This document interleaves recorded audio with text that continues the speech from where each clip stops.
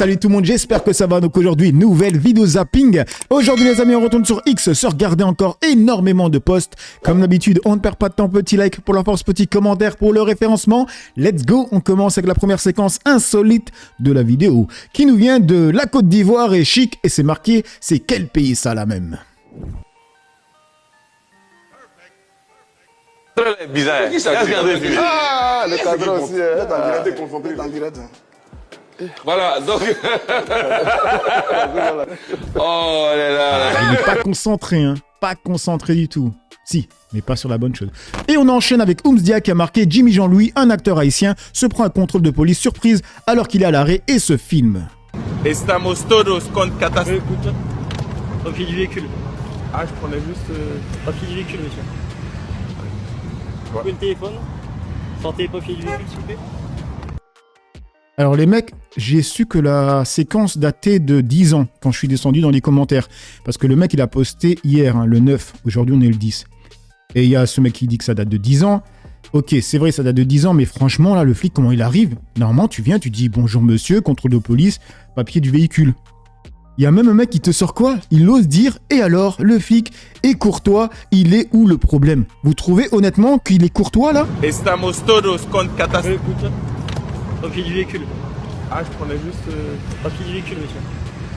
Voilà, je dis pas que tous les flics se comportent de la sorte, hein, mais je dis que ce genre de comportement amène à des bavures aussi. Certes, il y a des gens qui foutent la merde, il y a des gens qui savent pas se tenir quand on les contrôle, mais il y a aussi des policiers qui ne savent pas contrôler. Faut aussi le dire.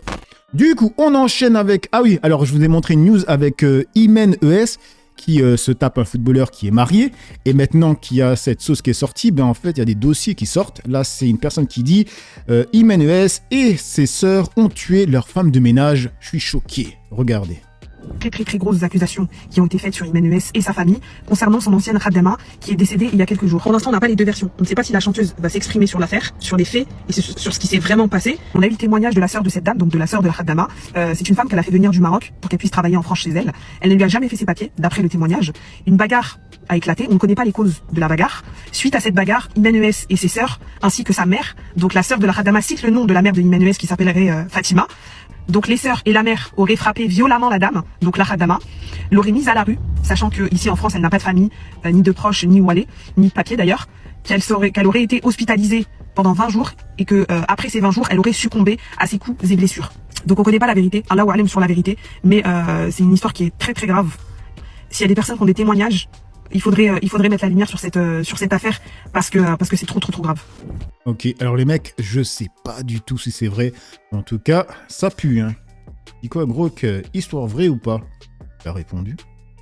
D'après mes recherches, cette histoire semble être une rumeur non vérifiée sur les réseaux sociaux. Aucune source fiable ne confirme qu'Imen ES et ses sœurs ont tué leur femme de ménage. Ce sont des allégations basées sur un témoignage de la sœur de la victime présumée. Et on enchaîne avec Clémence Garin, et là c'est avec Jimmy Mohamed qui est dans la sauce par sa femme, les mecs. Alors c'est qui Jimmy Mohamed? C'est lui, et là il a que sa femme. Donc c'est un médecin nutritionniste qui donne des conseils sur internet. Oui, c'est bien de manger ça, c'est pas bien de manger ça, etc. etc. Vous savez, en 2025, tout nous donne des cancers. Bref, et du coup sa femme le met dans la sauce. Attendez, j'ai les stories juste là de Aquababe, la femme de Jimmy Mohamed qui décide de l'afficher place publique. Donc là, la story numéro 1, il y a sa femme qui réagit à une vidéo de son mari sur RTL et a dit « Super intéressant, moi je me demande comment aider une personne victime de violences psychologiques par son mari, un médecin, qui va jusqu'à essayer de faire croire qu'elle a des hallucinations. » Story numéro 2, elle dit quoi? Non, t'en vois rien. Tu passes le diplôme de nutrition, tu décodes les listes d'ingrédients, tu fais les courses, tu cuisines, tu bassines ton mari avec l'intérêt de la prévention par la nutrition pendant qu'il achète des conneries qu'il cache dans sa voiture. Et il y a les photos, les mecs. Dans sa voiture, parce que interdit que ça rentre à la maison, tu revois ton alimentation, il finit par perdre du poids, tu lui montres tes cours de nutrition, bim, ça marche sur ses réseaux, ça écrit des bouquins, mais ne cuisine toujours pas, elle si, à un moment, faut s'y mettre aussi, vous savez ce qu'on dit sur les cordonniers. Elle continue avec les photos dans sa voiture, regardez dans sa voiture ce qu'il y a, des pizzas surgelées. Non, des chips, Snickers, Orangina, Kinder. Non. Et du coup, là, mais quoi la charge mentale des femmes, on en parle. Là, c'est carrément les messages entre eux. Elle lui dit demain, je ferai les courses pour mieux organiser la semaine. Mais les courses, hein, je t'apprendrai à faire la soupe de lentilles, c'est facile pour le jeudi. Comme ça, tu fais ça avec des croque-monsieur, ça leur fait des légumes. Ok, merci. Avec Internet, on sait tout dans la vie privée des gens. Hein. Et on enchaîne avec BFM, et là ça parle de Donald Trump, c'est marqué « Je crois qu'il est déconnecté des petites gens, il passe son temps avec des milliardaires. États-Unis, au plus bas dans les sondages, Donald Trump lance une opération reconquête auprès de ses électeurs. » Lorsqu'il fait ses courses, Wayne le constate à chaque fois. Les prix n'arrêtent pas de grimper. J'ai oublié le goût du steak, c'est devenu tellement cher, je peux plus m'en offrir. L'an dernier, ce retraité a voté Donald Trump, convaincu qu'il allait retrouver du pouvoir d'achat. Alors forcément, aujourd'hui, il tombe de haut. Depuis qu'il est là, je ne vois aucun changement pour les gens comme moi. Je crois qu'il est déconnecté des petites gens. Il passe son temps avec des milliardaires comme Elon Musk. Et il n'est pas le seul à déchanter. Un an après son élection, Donald Trump est au plus bas dans les sondages. Sur l'économie, où il était très attendu, les 2/3 des Américains se disent déçus. Il est très occupé à régler des guerres et il n'en a pas fait assez pour les gens qui ont besoin d'aide pour garder leur maison ou acheter à manger pour leurs enfants. Je crois qu'il ne comprend pas le problème des classes moyennes. Face à cette colère, le président a lancé une opération reconquête. Donald Trump a réuni ses partisans dans cette salle et son message, sa promesse, s'affiche en gros à la tribune, des prix plus bas, des salaires plus élevés. Devant ce public, tout acquis à sa cause, il fait une entrée triomphale. Et il a une explication toute simple au problème de l'économie. Tout est de la faute de son prédécesseur. Sleepy Joe Biden, vous vous souvenez ? Il y a un an, notre pays était mort, tout partait en vrille. Un message largement approuvé par ses soutiens. Biden a cassé l'économie pendant 4 ans, mais ça revient. On peut pas faire des miracles du jour au lendemain, ça va prendre du temps. Et Donald Trump espère continuer à convaincre. Il va multiplier les meetings comme celui-ci tout au long de l'année prochaine. Du coup, ça dit quoi dans les commentaires L'extrême droite n'est pas là pour les pauvres, les Français s'en rendront bientôt compte, mais trop tard, bien sûr. Du coup, on enchaîne avec Alerte Info, et là, c'est Sébastien Delogu qui a eu une altercation avec une meuf de chez Collectif Nemesis. Donc, elle s'appelle Mathilda. Regardez. Est-ce que vous condamnez le fait que Raphaël Arnaud, il est venu mettre une balle dans la tête d'Alice Cordier ou pas? Dites-moi. Peut-être que vous condamnez pas, je sais pas. Puez la cigarette. Ah ouais? Bah, vous aussi. Ouais. Non, vous puez la cigarette. Okay. Et du coup, vous répondez pas sur le fond? Ok. Bon. Bah, monsieur Delogu ne condamne pas Raphaël Arnaud qui menace Alice Cordier Regardez-moi, de lui mettre une balle dans la tête. Voilà. On n'est pas fatigué, merci beaucoup, monsieur Delogu. Bonne soirée. C'est plus la gueule. Ouais, ok. Alors les mecs, moi, à chaque fois que j'ai entendu cette histoire de Raphaël Arnaud qui a dit qu'il voulait mettre une balle dans la tête à Alice Cordier, je me suis dit, c'est une dinguerie qu'il ait dit ça. Et en fait, quand je suis descendu en dessous ici, il y a cette personne qui dit ben si elle pue de la gueule, hein, je vois pas le problème de le dire. Sinon voilà la conversation et le contexte de la fameuse balle dans la tête et Alice, cette suceuse de nazi qui menace vraiment des gens. Regardez, là on a le contexte. Attendez, je vais avancer un peu parce que c'est une vidéo de 3 minutes passées et je crois que c'est à 40 secondes, 45, 46 secondes qui va le dire. On n'entend pas bien. Ils partent en Syrie pour aller combattre Daesh. Nous, on a perdu des camarades, il y a une tête de sang envers nous, tu vois. Nous, la différence, ouais, hein, avec les YPG, YPG, avec les Kurdes, notamment. Voilà, directement sur place. Les bouffonnes d'Alice Cordier, là, qui repartagent les Kurdes, moi, je dis, j'ai un conseil à lui donner. Qu'elle vienne là-bas, là, et vers les Kurdes. On va lui mettre une balle dans la tête, c'est tout ce qui va se passer. Ça, vous comprenez pas. Voilà, moi, ce que je comprends maintenant, en fait, c'est que, comment elle s'appelle Oh, j'ai perdu son nom. Bref, en tout cas, il lui dit que Alice Cordier, qui partage des Kurdes, si elle va là-bas, ce qui va lui arriver, c'est une balle dans la tête par les Kurdes. Moi, ce que je comprends là, c'est que c'est pas lui qui dit « Moi, je vais te mettre une balle dans la tête ». C'est que toi qui partages des Kurdes, ben, quand tu vas aller là-bas, ils vont te mettre une balle dans la tête. D'accord? Moi, c'est ce que j'ai compris. Et ensuite, il me... Ça.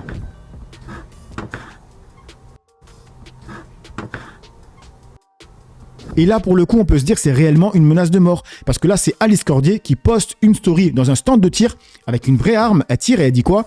Bye bye des Sleeping Giants, on arrive.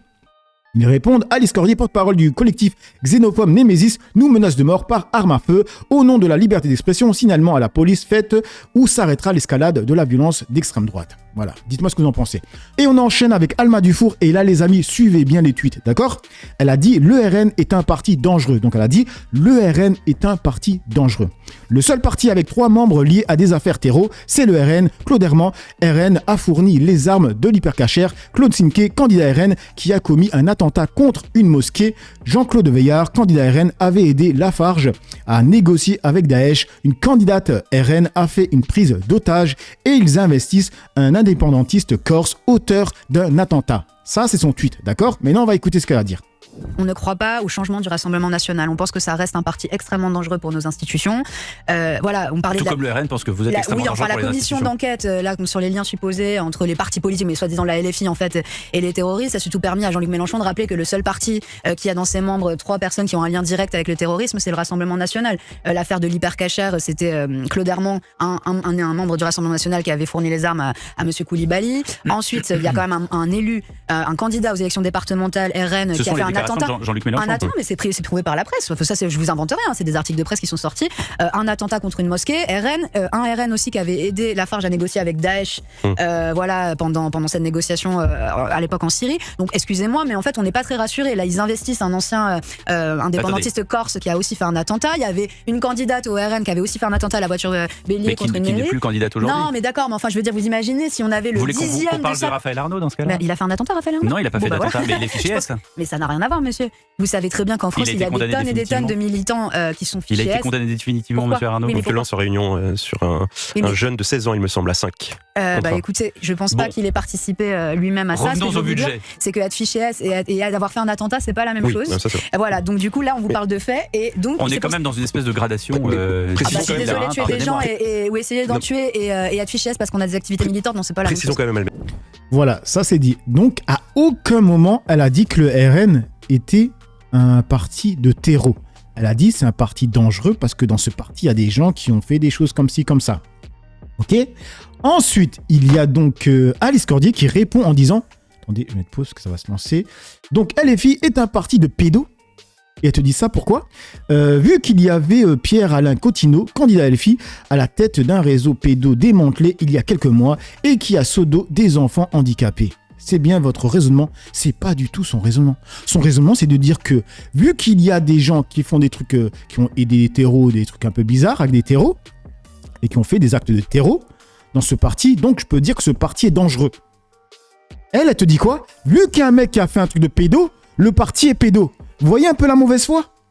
Ça veut dire, ça n'a rien à voir. C'est comme si Alma Dufour, elle avait dit que RN, c'est un parti de terreau. Elle a jamais dit ça, d'accord? Elle a jamais dit ça. Donc la mauvaise foi, elle est incroyable. Et du coup, il y a une personne qui lui répond, voilà, il répond comme elle, c'est toi, ça. Voilà. Donc, si on suit le raisonnement de Alice Cordier, elle-même, elle est une pédo. Parce que elle cautionne, en tout cas, elle est invitée sur un plateau où le mec, il est condamné pour corruption de mineurs, etc. Donc, vu qu'elle traîne sur le plateau de ce mec, elle est comme ce mec. Vous voyez un peu le raisonnement? C'est le même raisonnement que Psyodélie qu'il avait fait. Quand il y avait le mec qui avait fait tourner sa femme, il avait dit, ouais, c'est les valeurs de la gauche et de l'antiracisme. Ils ont le même raisonnement. Tu vois? C'est du moment qu'il y a une merde qui fait une dinguerie dans un parti, c'est que tout le parti est comme ça. Waouh. Du coup, on enchaîne avec Jacques Renardière et c'est marqué après le choc, suite à l'intervention magistrale de Jean-Luc Mélenchon, unanimement reconnu, la haine et le mensonge médiatique reprennent le dessus. Ils ont le seum. Jean-Luc Mélenchon a pratiqué la takia. C'est ce qu'il a fait hier et ça prouve d'ailleurs qu'il y a un lien avec l'islamisme. J'ajoute qu'il a peur. C'est un homme qui a peur. Il a peur de la vérité et il doit se rendre à cette convocation. Sans ça, ce serait un lâche, ce serait un pleutre. Il y a la peine de faire une commission d'enquête pour le faire apparaître sympathique, goguenard et somme toute tout à fait rationnel dans ses réponses. J'ai trouvé ses réponses tout à fait rationnelles et la commission n'avait pas préparé de questions et d'ailleurs de questions il n'y en avait pas puisqu'il n'y avait pas de preuves. Jean-Luc Mélenchon a pratiqué la takia. C'est ce qu'il a fait hier et ça prouve d'ailleurs qu'il y a un lien avec l'islamisme. Écoutez. Il y a un lien évident qui est apparu hier pendant son audition entre lui et les islamistes, c'est la taquilla, c'est-à-dire la dissimulation. Il a appliqué à lui-même ce qu'appliquent les islamistes, c'est-à-dire on cache ses convictions. C'est que Jean-Luc Mélenchon, il nous fait le coup à chaque fois. En 2017, c'est le grand Mélenchon, le laïcard, le discours à Marseille, les drapeaux français, c'est génial, c'est la gauche. 6 mois après, c'est la République, c'est moi, il menace un procureur. En 2022, rebelote, c'est le vieux, comme les gens à gauche l'appellent, le vieux, le sage, il est calme. un an après, le 7 octobre, et tout ce qu'on connaît, et l'impact de la France insoumise. On enchaîne avec Nathalie Saint-Cric. Voilà, elle avait eu des propos. En gros, elle disait que tous les musulmans étaient des antisémites, parce qu'il fallait être antisémite pour qu'ils votent pour vous. Et là, elle vient s'expliquer, donc on va écouter. Nathalie, avant de se quitter, nous souhaitions revenir sur un passage de l'émission de mercredi dernier qui a suscité une certaine émotion. Il faudrait qu'on écoute, comme ça c'est le plus simple pour que montrer la vérité, ne heurter personne, parce que les propos ont été tronqués, je vous propose d'écouter, je ferai très court derrière. Il y a quand même un certain nombre d'accusations d'antisémitisme autour de votre ancienne famille, je parle pas de vous. Est-ce que ça vous donne, vous dites pas, écoute, on a eu raison finalement de l'antisémitisme est chose sérieuse, il existe dans le pays. D'accord, ça existe. Et la quête du vote musulman aussi. Alors déjà, là, je vous reproche, pourquoi vous faites ce lien? Et là-dessus, il y a un débat, chère Nathalie Saint-Cric, qu'on pourrait avoir. Pourquoi, quand je parle d'antisémitisme, vous faites un lien avec la quête du vote musulman? Quel est le rapport? Pensez-vous qu'il y a des gens qui sont antisémites pour aller chercher le vote musulman? Ah oui.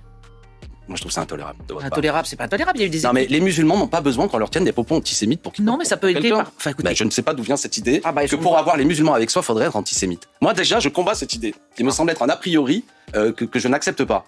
Honnêtement. Donc là-dessus, soyons rigoureux. Il y a des musulmans de ce pays, ils peuvent pas vous écouter tous les soirs, apprécier ce que vous dites et d'un seul coup se dire que pour aller chercher leur vote, il faudrait tenir des propos antisémites. Je n'ai pas ciblé ce qu'ils pensaient, mais certains qui croient, et ça a été. Non, mais bon, il y a possiblement des antisémites. Enfin, il y a des antisémites en France. Les musulmans qui sont condamnables. C'est ceux qui croient qu'en leur disant des propos antisémites, on va pouvoir les rallier. C'est pas du tout pareil. D'accord. Bon, enfin là, oui, mais si certains le font, c'est absolument détestable. Alors, si j'ai pas été d'une clarté extrême, je tenais juste à dire que, comme vous l'avez entendu, je ne mets pas en question les Français de confession musulmane, nos compatriotes, je mets en question les politiques, et ça je maintiens, qui utilisent et qui manient l'antisémitisme en imaginant pouvoir rafler du vote. Point. Il n'y a rien d'autre, c'est clair, net, j'ai peut-être pas été suffisamment clair, mais si ça avait été le cas, ça aurait été inqualifiable, je mets en cause et je maintiens qu'il y a des partis politiques qui jouent avec le feu. Alors déjà, elle a dit... c'est assez, elle dit j'ai été clair et ensuite tout de suite après elle te dit j'ai pas été assez clair. Bref. Donc à l'écouter, je vais essayer d'être clair moi. Alors moi ce que j'ai compris, elle dit que la majorité, ce qu'elle dit maintenant, la majorité des musulmans pour elle ne sont pas antisémites, mais LFI, en tout cas la gauche, pense que les musulmans sont antisémites. Du coup, ces partis politiques de gauche ont des propos antisémites pour draguer ces musulmans pour qu'ils votent pour eux, tu vois. Et on voit constamment sur les chaînes d'infos, elles comme d'autres, dire que les musulmans votent en grande partie pour ces partis-là. Donc ça voudrait dire que les partis de gauche qui pensent, parce que je dis vraiment, c'est ce qu'elle dit elle, que les partis de gauche qui pensent que les musulmans sont antisémites et du coup ils ont des propos antisémites, ben en fait ils ont raison vu que ces musulmans votent pour eux à les écouter, tu vois. Bref, et si on va dans son raisonnement, les mecs, ça voudrait dire que les partis d'extrême droite et de droite ont des propos, parce qu'en fait, elle n'avance aucune preuve quand elle dit qu'ils tiennent des propos antisémites. Elle avance aucune preuve. Donc je vais faire comme elle, je n'avance aucune preuve, mais je vais dire que la droite, l'extrême droite ont des propos racistes pour draguer les Français de souche à leur cause, tu vois. Donc je peux dire la même chose. Et en disant ça, je suis en train de dire que les Français de souche sont des racistes de base, parce qu'ils ont besoin d'être dragués avec des propos racistes pour aller voter pour ces gens-là. Je sais pas si j'étais clair, mais voilà, on peut aller dans les, on peut faire la même chose de l'autre côté. N'importe quoi les mecs. Je sais même tellement à m'embrouiller la tête, je sais même pas si j'ai été clair. Mais vous voyez l'idée. Bref, du coup, on enchaîne avec Kuntaven Kinte, c'est marqué. Je ne connaissais pas cette anecdote sur Édouard Philippe. Oui, Édouard Philippe qui a dit que la colonisation, c'était pas un crime. Donc la colonisation qui pousse ensuite tout simplement à l'esclavage. On a bien compris. Mais pour lui, ce n'est pas un crime, tu vois. Et donc là, il y a une petite histoire sur lui. Écoutez. Je vous dis juste qu'Édouard Philippe, c'est quand même le type qui s'est carapaté du siège des Républicains, enfin de l'UMP à l'époque, planqué à l'arrière d'une voiture sous une couette, pour aller rejoindre Emmanuel Macron juste après une réunion de campagne pour devenir Premier ministre. Donc, en termes de fidélité aux uns et aux autres et de courage, on est quand même très très loin de la droiture. Donc, oui, mais on a quand même une petite histoire à raconter sur l'histoire. Il s'en va aussi, Édouard Philippe. Voilà. Du coup, attends, on regarde quand même les commentaires. Ça dit quoi? Quand ils s'écharpent entre eux comme ça, Popcorn. Le popcorn est toujours savoureux devant les droitards qui se trahissent et s'écharpent à la télé. Bref, du coup, on enchaîne avec l'exploitateur. Et là, c'est Eric Nolot qui a été interpellé par une personne dans la rue. Donc, c'est marqué dans la rue, des passants interpellent Eric Nolot et cherchent à comprendre pourquoi le chroniqueur de CNews critique si souvent la communauté musulmane.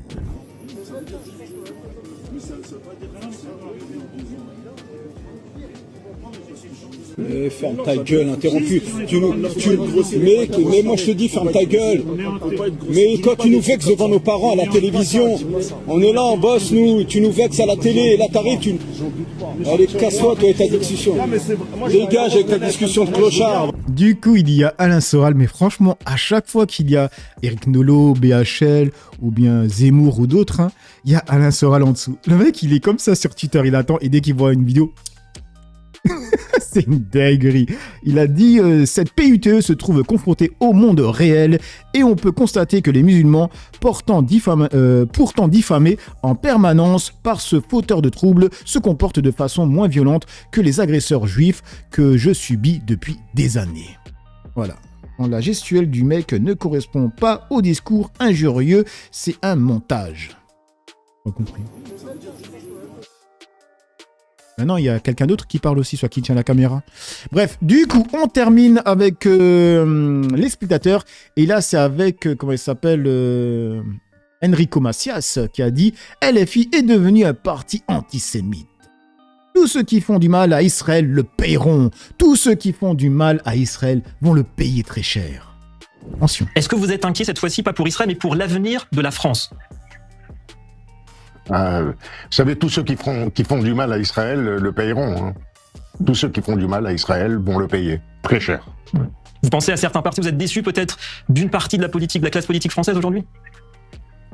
Il y a un parti que je suis obligé de nommer, c'est le LFI, bien sûr. Ouais. Ça vous déçoit, c'est ce virage. Un parti d'extrême gauche qui est devenu antisémite, c'est incroyable. Ouais. À nouveau, LFI est antisémite. Mais c'est pas parce que vous répétez une chose qu'elle va devenir réelle en fait. Faut prouver ce que vous dites. C'est incroyable. Ouais, donc déception vis-à-vis d'une partie de la gauche. Je précise, je suis même pas de LFI, c'est ça le pire. C'est que moi j'aime pas les gens qui affirment des choses sans preuve en fait. Là il est en train de dire, mais c'est même pas seulement là, c'est constamment en fait. Comme l'autre avant là, c'est un cric. Oui, ils emploient des termes où ils utilisent des choses antisémites pour draguer les... Mais à chaque fois, mais on voit pas. Ramenez les preuves à un moment donné. Est-ce que vous auriez, Enrico Macias, un message aujourd'hui ? Parce que si LFI utilise des propos ou une politique antisémite, en fait c'est facile, on va sur internet, on prend quelques séquences et on le montre quoi. C'est simple. Pour la jeunesse de France, peut-être d'abord de savoir de quoi on parle, c'est-à-dire de venir peut-être visiter Israël avant d'en parler, se faire une idée avant de parler de ce qui se passe ici.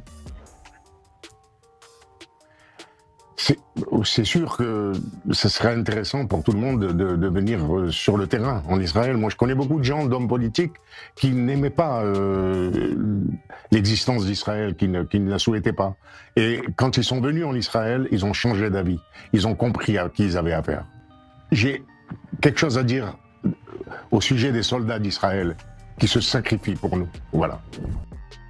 Ok, donc voilà les mecs pour cette petite vidéo zapping réaction. Dites-moi ce que vous en pensez dans l'espace commentaire, dans la joie et la bonne humeur, sans insultes comme d'habitude. J'ai assez parlé pour le peu que j'ai parlé, à vous d'écrire. À vous tout le monde.